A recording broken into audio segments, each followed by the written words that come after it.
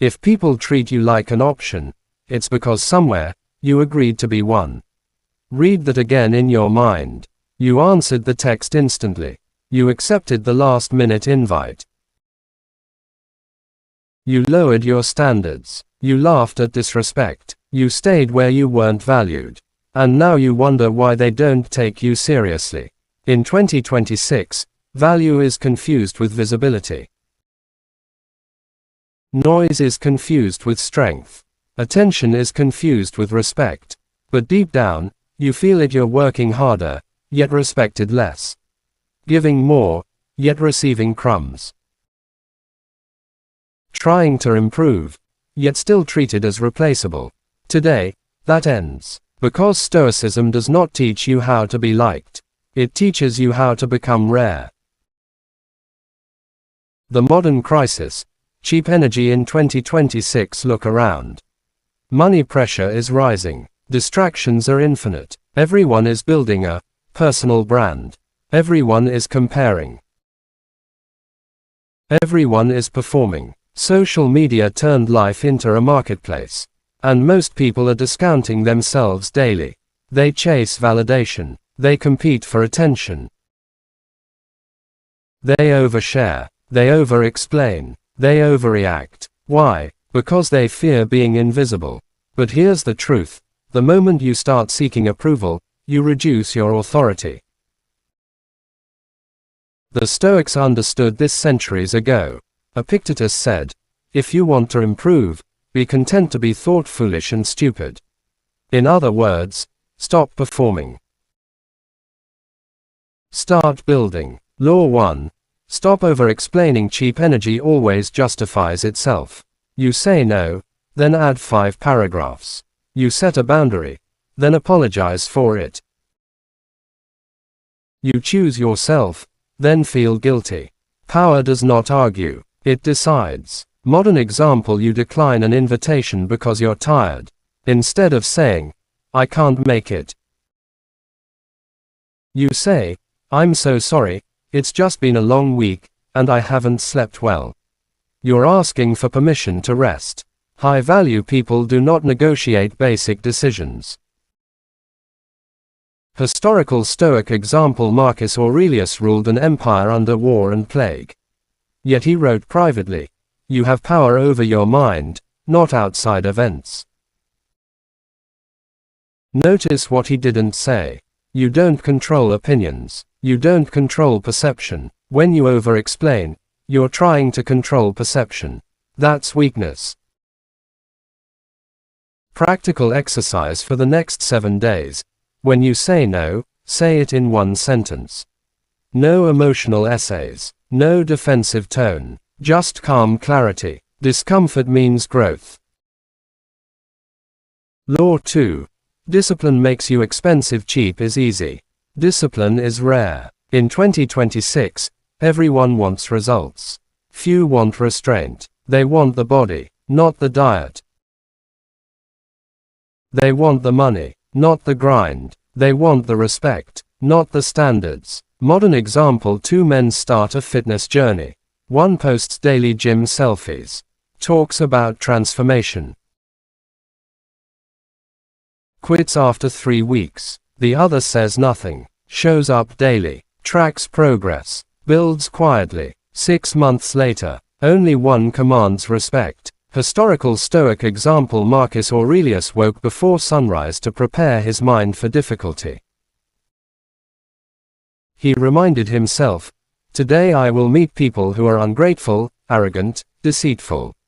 He trained mentally before engaging reality. That is discipline. And discipline builds presence. Practical exercise: pick one weakness. Sleep. Scrolling. Spending. Complaining. Control it for 30 days. No announcements. Silence increases value. Mid-video retention reset. Pause for a moment. If this message feels uncomfortable, good. Because most people watching this will nod and change nothing. But you're still here. And the next principle is the one that separates respected men from emotionally available boys. Stay with me. Law 3. Be willing to walk away. Nothing raises value faster than detachment. If you're afraid to lose it, you'll tolerate anything. Bad relationships, low-paying jobs, disrespectful behavior. Fear of loss creates cheap energy. Modern example: you're in a relationship where effort isn't reciprocated. You communicate, nothing changes, but you stay, because you fear being alone. Now imagine calmly leaving. No drama, no revenge, no social media performance, just silence. That silence is power. Historical Stoic example: when Seneca was exiled from Rome, he lost status and comfort. But he didn't lose himself. He wrote, "Fortune falls heavily on those for whom she's unexpected." He trained for loss, so loss couldn't destroy him. Practical exercise: write down one area where you tolerate less than you deserve.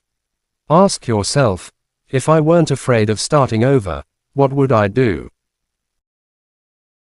Be honest. Law 4.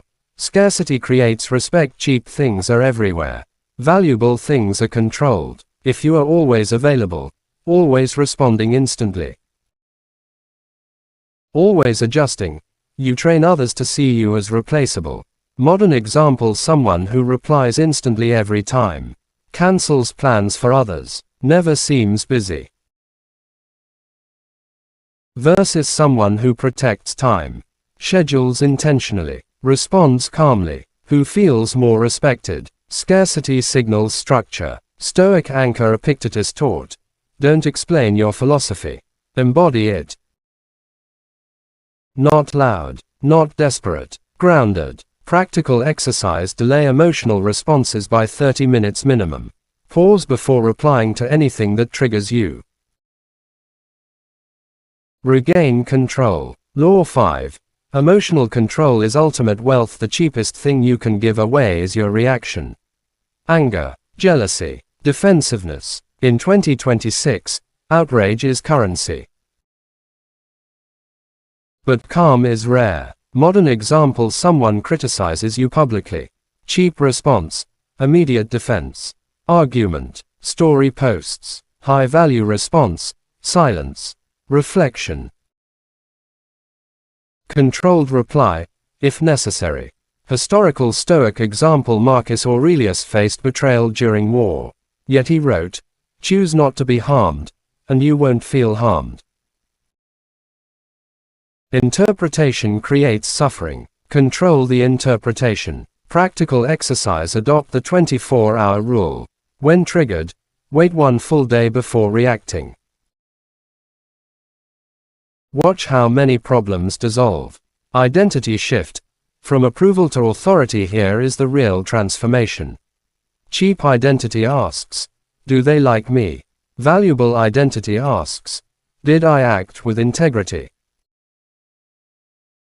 Cheap identity chases. Valuable identity attracts. When you stop needing to be chosen, you become the chooser.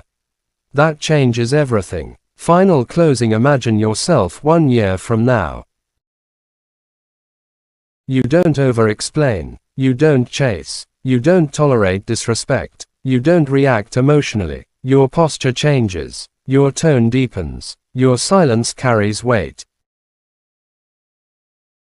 People adjust, not because you demanded respect, but because you stopped discounting yourself. This is not arrogance, it's alignment. Marcus Aurelius ruled Rome, yet reminded himself daily that character mattered more than power.